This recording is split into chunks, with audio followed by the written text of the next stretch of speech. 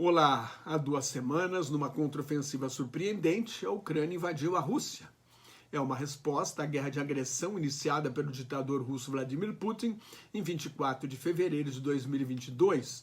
Poderia ser uma tentativa de conquistar território inimigo para fortalecer o poder de negociação da Ucrânia, para obrigar o inimigo a recuar para defender seu próprio território e também para revelar a vulnerabilidade da fronteira. Agora, o presidente Volodymyr Zelensky aponta como objetivo estratégico do ataque criar uma zona tampão, uma zona de segurança junto à fronteira para impedir que ela seja usada do lado russo para lançar ataques contra a Ucrânia. É um golpe duro na propaganda de guerra do Kremlin, que não chama guerra de guerra, chama de operação militar especial.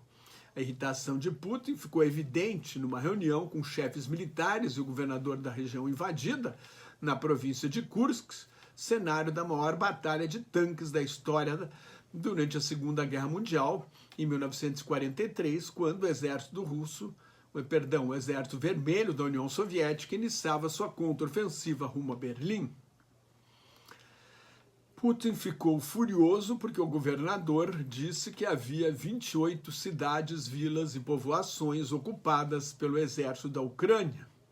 Deixe isso para os militares, disparou o ditador russo. Agora já são 90 povoações ocupadas e 3 pontes destruídas para dificultar a resposta da Rússia, que contra-ataca em Kursk e intensifica as ações dentro da Ucrânia para tentar tomar a cidade de Pokrovsk, na região do Donbass. Mais de 120 mil russos fugiram de Kursk. A reação está sendo chamada pela imprensa oficial russa de operação antiterrorista.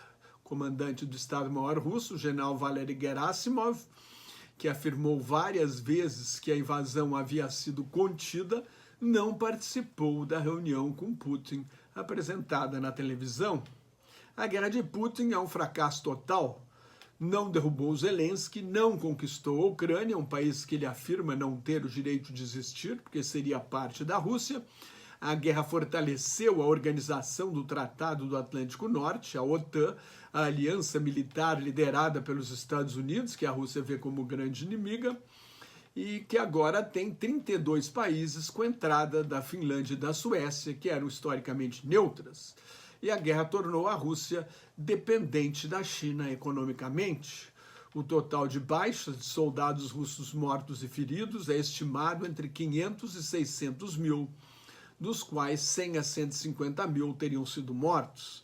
A Rússia perdeu cerca de 8.500 tanques, quase 16.500 veículos blindados, pouco menos de 17 mil peças de artilharia, cerca de 1.160 lançadores múltiplos de foguetes, 13.660 aeronaves não tripuladas e quase 22.900 caminhões-tanque.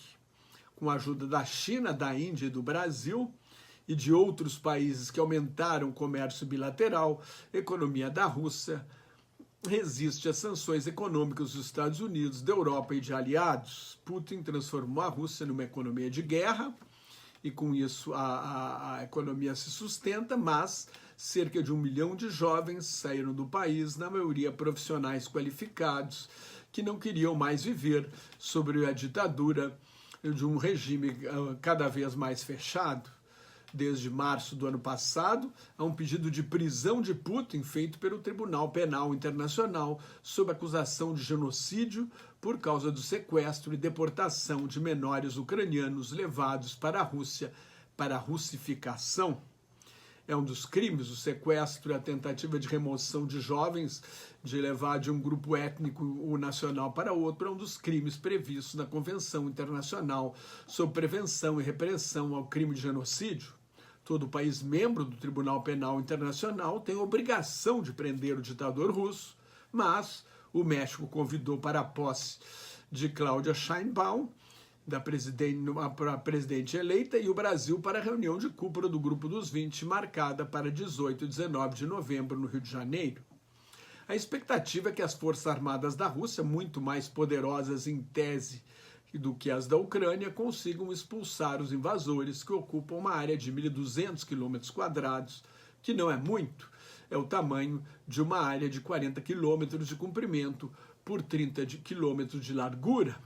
É insignificante, 100 vezes menor do que os cerca de 120 mil quilômetros quadrados da Ucrânia ocupados pela Rússia.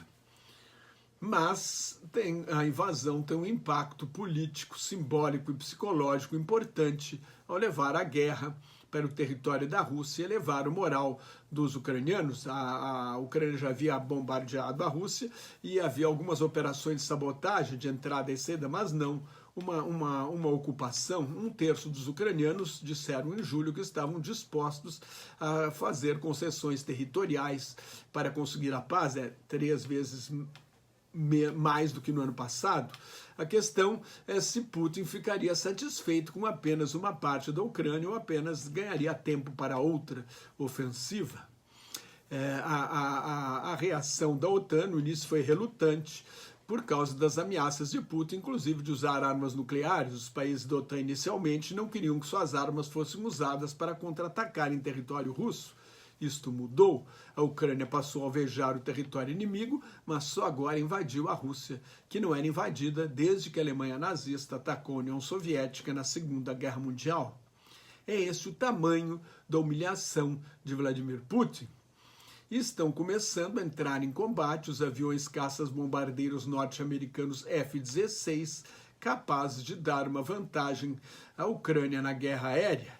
Se as armas enviadas pela OTAN no segundo e no terceiro anos de guerra tivessem chegado no primeiro ano, talvez a situação hoje fosse outra. A questão agora é se a Rússia vai conseguir expulsar os soldados ucranianos e quando.